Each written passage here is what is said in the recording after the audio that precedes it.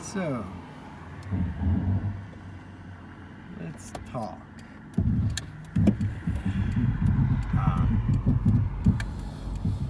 I just by coincidence, just by what was going on, discovered that there's definitely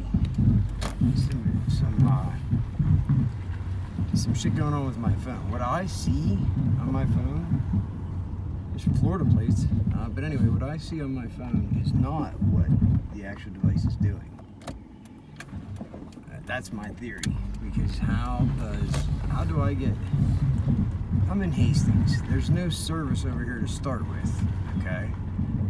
I'm not on Wi-Fi, I literally have no service when I was sitting in Unimart, but my phone rings, Messenger rings, okay? You can't make this shit up, Messenger rings, like I'm getting a phone call while I'm in Unimart. And I happen to see several of my gang stalkers. Hey, there's one there. Nah, is that ain't Bradley, is it?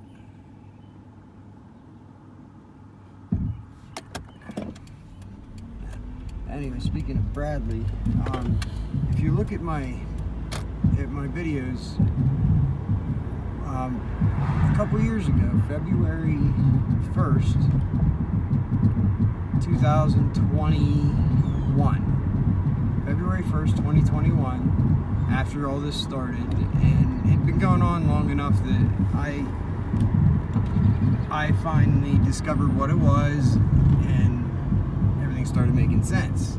You know, when you discover what gang stalking is and what targeted individuals are, all this shit that would make a normal person think they're crazy, they would start to question their own mentality. When you discover what it is, it's so relieving, and it all makes sense. Everything that happened to you, it's been happening to you, makes sense then when you discover, you know, the subject of gang stalking and targeted individuals. Community stalking is another term for it. This girl she just came up here right in front of me and ran right here to my right and then turned around and went the other way. I mean, you have all the room in the world to run around. I don't know, it's just another one of these coincidences. This girl is running and runs just up to where I'm at an intersection, and then turns around and goes the other way. When you could literally run a loop. I mean, most people run in a circle. They pick a route, and you know, they do like a lap, like a circle. Most people, I guess. I don't know. I'm just talking out my ass. But anyway, I went to Unimart and I see Craig Coutrio. Craig Coutrio is the plumber.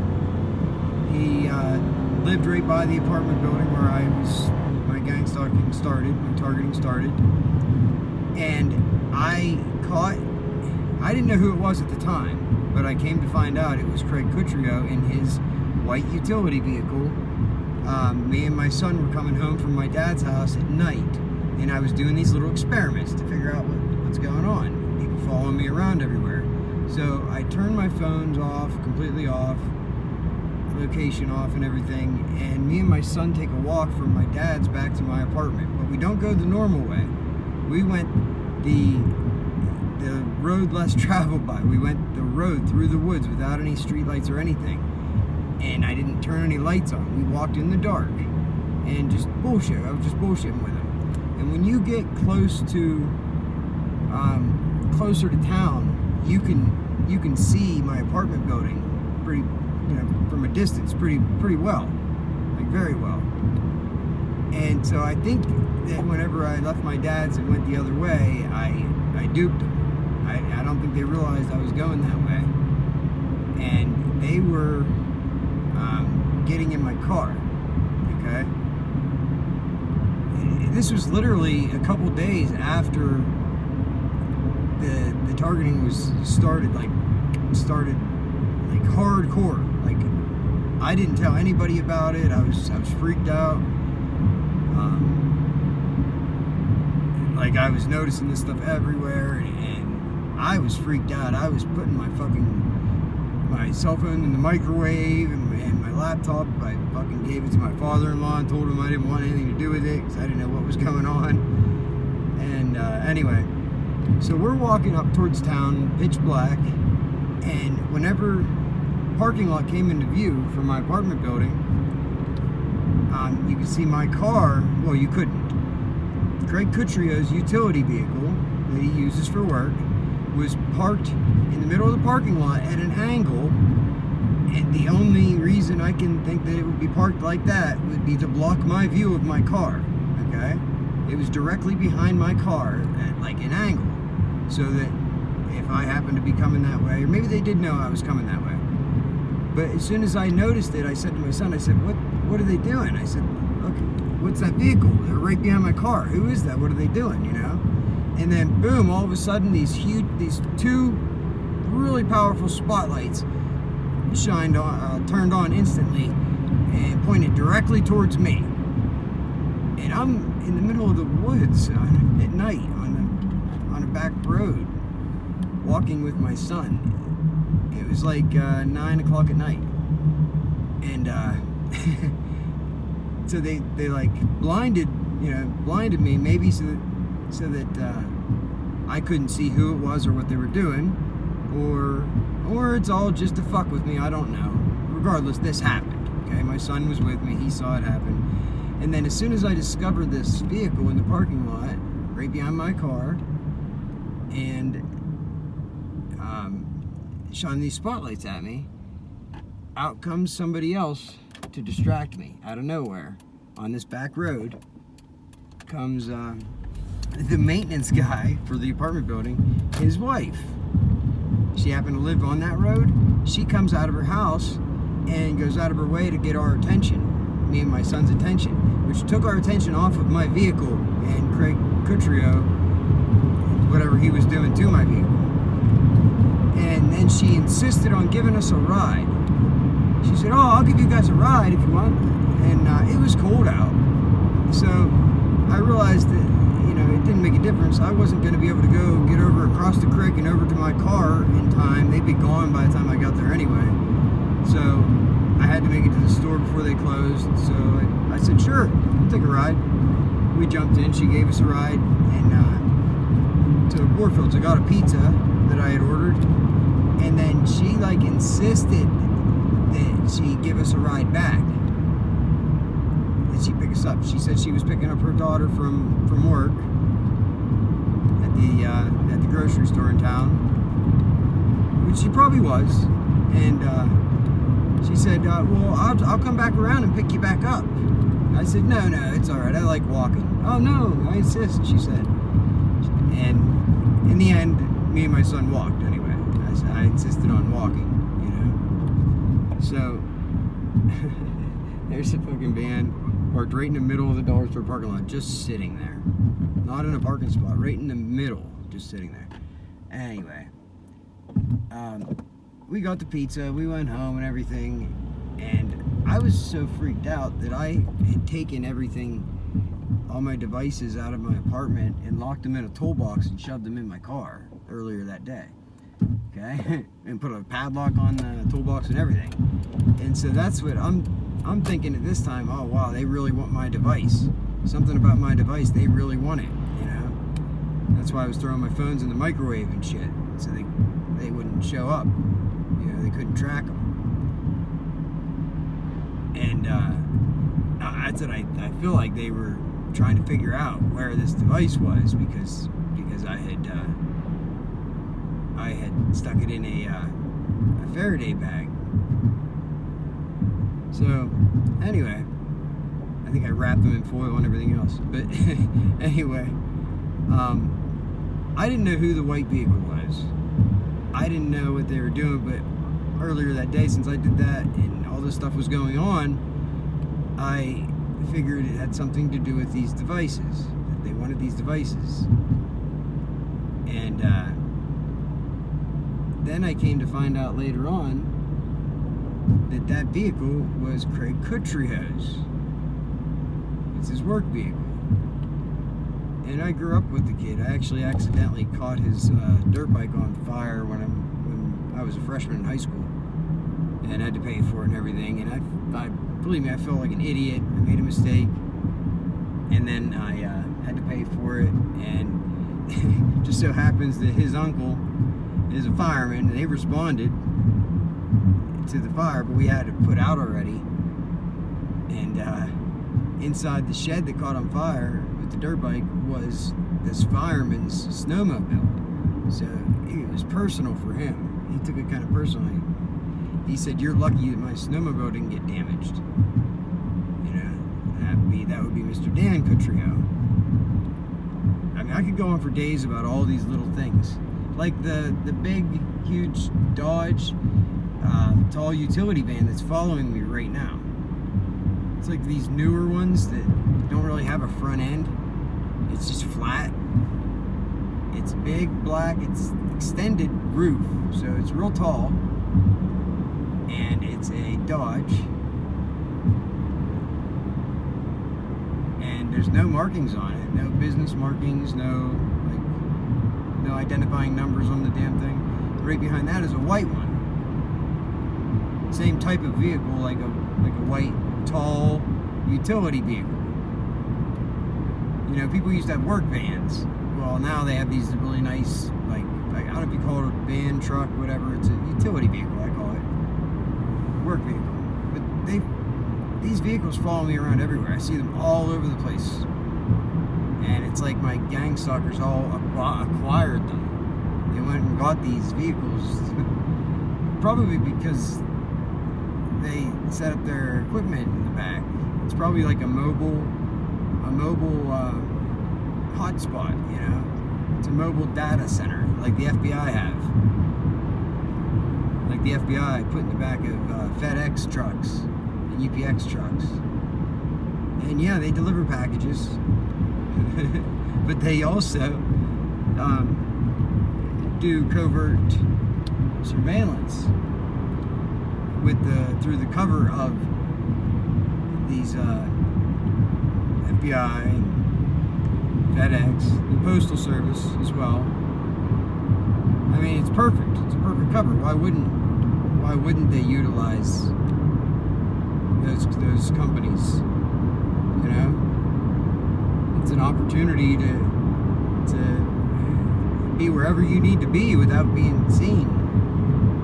You could be blatant. You could drive right up to know fucking house, pretend to deliver a package to the neighbor or something, just to get close enough to do your surveillance or whatever, you know.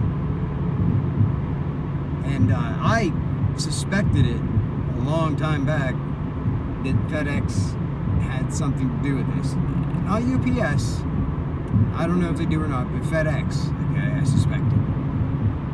And it just so happens that a certain family in town who's really deep into the cellular business, they build like towers, speculation towers, spec towers, and then like you build a spec house, and then you sell it, or then somebody buys it after you build it.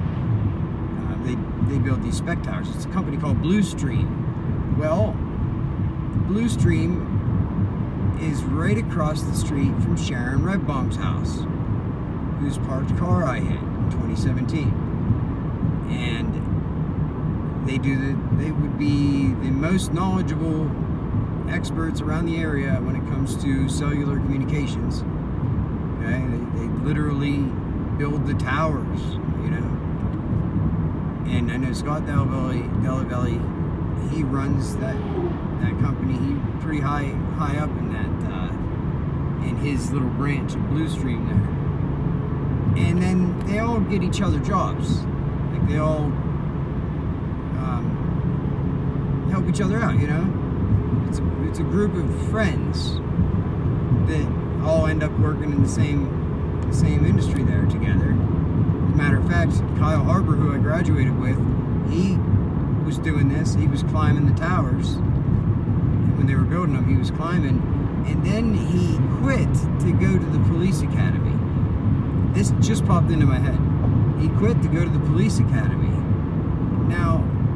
what if you have, if you're trying to set up an undercover operation, okay, and you're a Blue Stream, you're a company that gets work probably from the government contracts, and you have an opportunity to do, you know, to make some good money in intelligence agencies, you know, DOD, that's guaranteed cash, man. That's the best money you can make as a private contractor.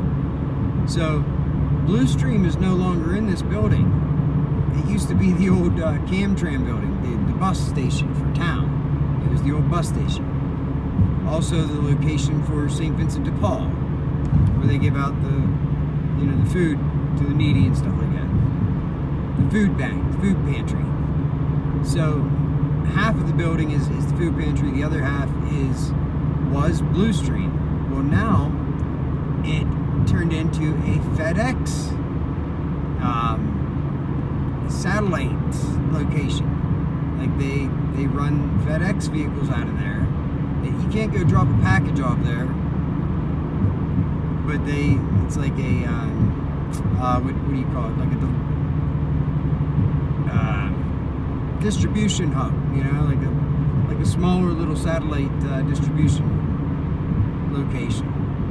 I guess. I mean, I don't know. I would say it's probably more like it's FedEx is the cover. They do deliver packages, but I think they are more like government surveillance. Because, as a matter of fact, geez, all this stuff keeps popping into my head, and it all fits together. The owner of Blue Stream, now FedEx, his wife, I'm not going to mention her name, but I was talking to her years ago for reasons that she would not be proud of, and anybody that doesn't know, it's, you know, just, let's just say it had to deal with some skeletons in her closet, okay? And right at that time, she just started working for FedEx, being the new delivery girl for this area. The smaller FedEx delivery vehicle. There's the big truck, and then there's the smaller local deliveries. So I do remember that. She started working for FedEx back then. And that was, Jesus, that was, well, that would have been whenever my targeting started, if I look back, 2013. There's a white work truck. I don't know if you saw it on the left-hand side. As soon as I passed it, they started going out. Anyway, yeah, she worked for FedEx. So then, all this shit happened to me. They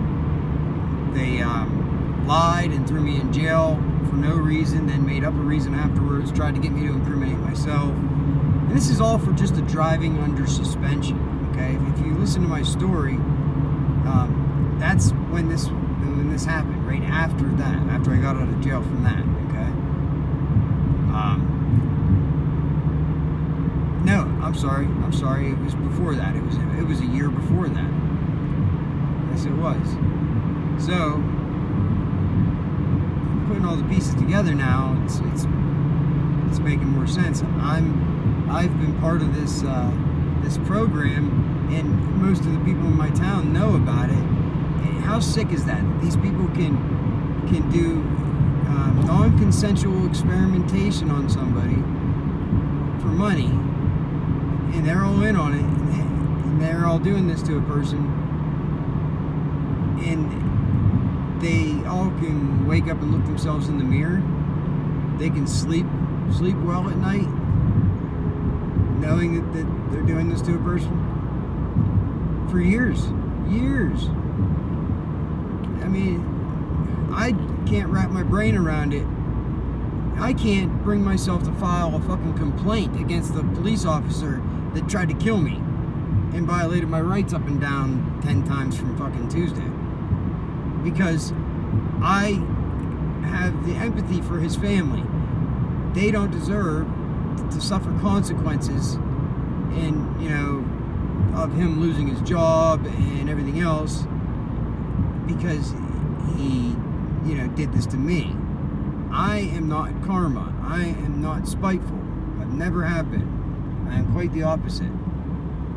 What good does it do retaliating against somebody? You get satisfaction out of it, maybe. Do you really, though? You get some satisfaction? But then guess what? You just up the ante. You just up the ante. So now they're going to want to do something to you. You know, they do something to you. You do something back to them out of spite, and then they're going to just want to retaliate more, and it just grows and grows and grows. So when does it stop? Whenever somebody gets hurt or killed, or a life gets ruined. You know, there's nothing good comes from spite and from vengeance. Okay, now these people are not doing all this because I wronged them in some way. You know, they might not like me, but I never did anything to them that they could say, you know, some kind of horrible atrocity or anything like that. You know, some people just don't like other people because of things they say, and some, you know, and they convince themselves that somebody is somebody that they're not, to help justify them doing these bad things to these people. Okay, so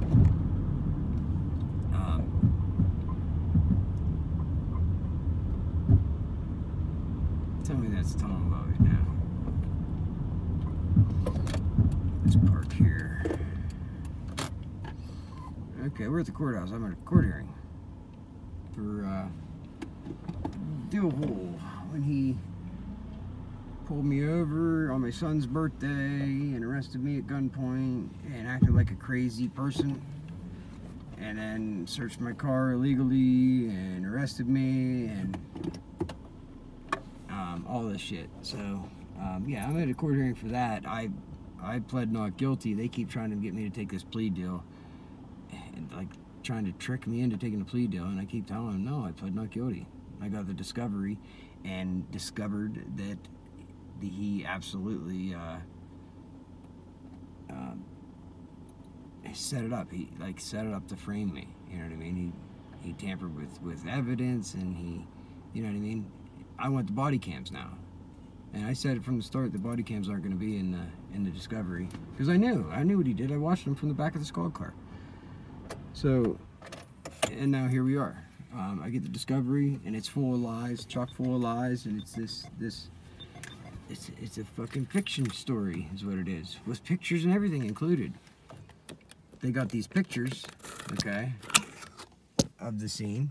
So if they have these pictures of the scene, why don't they have body cams? Okay, especially when they're responding to a person who's non-compliant, when the officer is trying to get his gun off of him, and he supposedly has a felony warrant for his arrest for dangerous drugs out of Hastings. Wow, dauntless fire department. Look at that. See, it's just sick what they do. But anyway, 3 other officers responded. Evansburg, he never got out of his car, but Northern Cambria officers came, got out of their car, and it's funny because they parked their vehicle in front of mine. They pulled in front of me, parked facing away from me. So, I mean, you gotta ask yourself, why did they do that? So that their dash cam didn't record their, you know, what they were about to do? He tried to kill me there. And his vehicle, that dash cam is gonna show it. I don't know why this guy isn't crossing the road. He was just standing there for God knows how long. There's no cars coming. Finally, it became very obvious. But anyway, I want to see these the dash cam for the Patton police vehicle, and I want to see the body cams for the Northern Cambria police officers and Officer Diehl, his body cam. It's going to prove that he was, I believe, trying to kill me. Either that, or he's has no business fucking having a gun and wearing a badge, because they're trained. They are trained to, you know, to handle certain things. So when somebody has a gun, you know, you don't escalate it. They have de-escalation training.